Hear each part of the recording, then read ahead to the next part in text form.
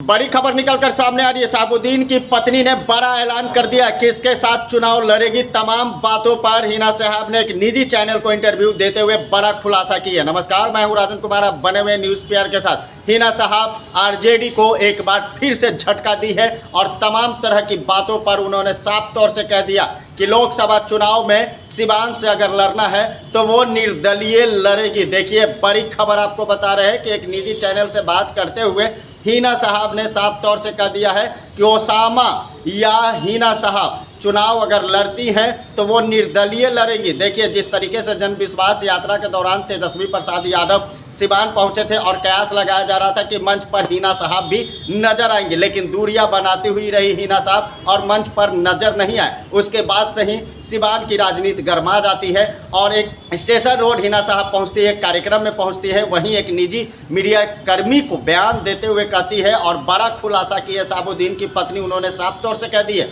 कि देखिए, चुनाव तो लड़ेंगे, आखिर लड़ेंगे क्यों नहीं, मेरे सब अपने हैं। साहब का नाम लेते हुए उन्होंने कहा, साहब यानी शहाबुद्दीन का नाम लेते हुए उन्होंने कहा उनसे आरजेडी से भी रिश्ता अच्छा था और जदयू से भी रिश्ता अच्छी है। निर्दलीय हम लड़ेंगे और निर्दलीय में सबका साथ हमें चाहिए, यानी आरजेडी से भी साथ मांग रही है और जदयू से भी साथ मांग रही है, लेकिन मुश्किलें कम होने वाली नहीं है क्योंकि आरजेडी भी अपने दावेदार सिवान में उतारेगी। और जिस तरीके से टक्कर की बात कही जा रही है तो हिना साहब ने बड़ा खुलासा किया, यानी आरजेडी का दामन हिना साहब ने साफ तौर से छोड़ दिया है। लेकिन राजनीति है, कभी भी पासा पलट सकता है।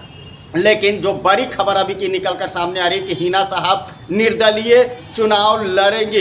ये बेटे को भी यानी ओसामा को भी बात हो रही है कि चुनाव में निर्दलीय उतारा जा सकता है, यानी परिवार का कोई एक सदस्य उतरेगा मैदान में, लेकिन किसी पार्टी का सदस्य नहीं। निर्दलीय चुनाव लड़ने की तैयारी हिना साहब ने खुले ऐलान कर दी है।